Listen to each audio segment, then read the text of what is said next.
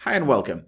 If you want to improve your creativity and you're making something by hands, or you're drawing, or you're painting, or you're crafting something, definitely you need to learn first. But how to find the platform that will suit to your purposes, and how to find the platform that will not eat all your budget for your fun.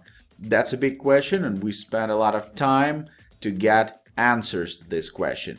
Time, money, and efforts from us, attention from you. Let's talk about Creative Bug.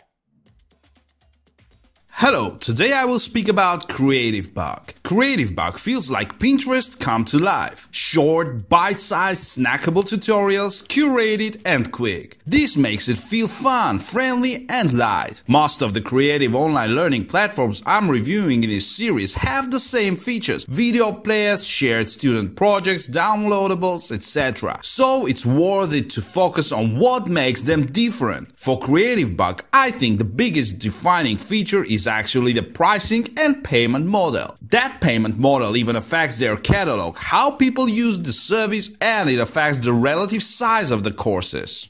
There's a sort of false economy with online learning. People may tend to think, hey, this course is long, great value, but within our attention economy in full effect, oldie but goodie Wired 1997, we have limited time to devote to anything, much less online learning. From my experience making screencasts, it takes much less time to make a 20-minute screencast than a 5-minute screencast. That compactness requires careful scripting and editing. Less really is more. Online learning is moving to shorter formats and personalized environments. In fact, I think for Creative Bug, moving to personalization would make a big impact on their experience. But I'm getting ahead of myself. What's in the Creative Bug box? The Creative Bug platform includes video player, note-taking and bookmarking capability, downloadable PDFs. Interactivity includes students' projects, tips to get the most out of Creative Bug. Sign up to the free trial, share projects and interact with others. Creative Bug special sauce, the Creative Bug pricing model. I think that pricing model is generous and attractive, and it's hopefully going to pay off for Creative Bug in a large user base. Currently, their pricing is $4.95. Apparently, a few years ago, it was $9.95. Creative Bug is least expensive outlay in comparison to other platforms I'm reviewing. They also give you 1 credit per month, which allows you to save a course you really like. So even when you no longer subscribe, you will still have access. This seems to me the most generous of all the platforms.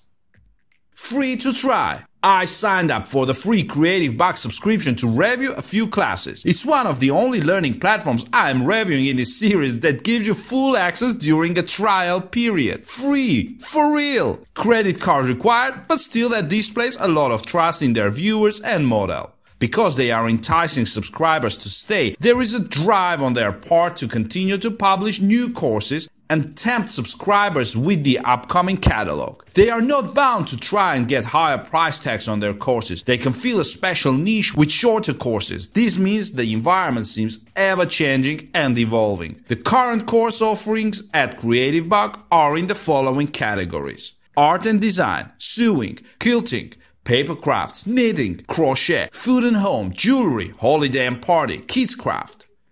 There are a few oddball classes, cake decorating, canning, leatherwork, that don't really fit into these molds, but for the most part, it sticks to those. That may be a pro or a con to you depending on what you want to get out of a crafty subscription. If you're looking for cooking, photography, etc., this is not the place for you. I like the focus on a few core crafts rather than trying to be something for everyone. Lots of the classes are led by people you might know or recognize in their industry, like Cafe Facet and Brandon Mulby, Jenny Doe, Marley Bird, Sonia Phillips for 100 Acts of Sewing, Stephanie Fleming from The Happy Planner, and many, many more. I also like that there are so many creative challenges that help you to learn new skills or form a creative habit. They even have Camp Creative Bug for kids who need something fun to do this summer. Once you subscribe, each month you are a member, you earn a credit, which allows you to keep classes in your library. Once classes are in your library, they are yours to keep forever, even if you cancel your subscription. The only potential negative for me is that some of the classes don't feel as in-depth as those you might have gotten in the early days of Craftsy. But this isn't really trying to be that. It's much more about individual projects that build skills rather than learning a whole genre. I wanted to share just a handful from the various departments to give you an idea of the range of classes available. Circus Craft. Get to Know Your Machine by Natalie Mellon. Astro Origami by Faith Hell. I'm doing this one with the girl.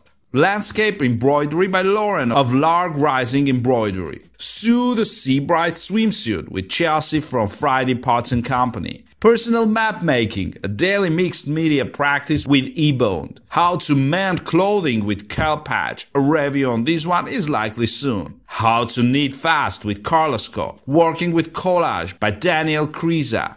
Patchwork Improved, Exploring Angels by Cheryl Linwood. I took one of her classes and they are lots of fun. Foundational Figure Drawing, Heads by David Tenorio. And that's only to name a few of the more than 1,000 classes. Every time I visit, I find a handful of more I want to take. I like that they really emphasize community by giving behind-the-scenes looks at their instructors, letting you upload finished projects. And they have 33 classes dedicated to starting a daily art practice. Creative Bug also has an area where you can store your completed classes, classes you want to take, and classes you are in the middle of. Everyone gets a public profile where you can list your social media links and choose to show or hide classes you have completed and those you may be wanting to take next. You can't really interact on the platform so much with other people, but you can click through and view someone's profile to see what they're all about and follow them on social media if you like. You can also leave comments and respond to comments on each of the class pages.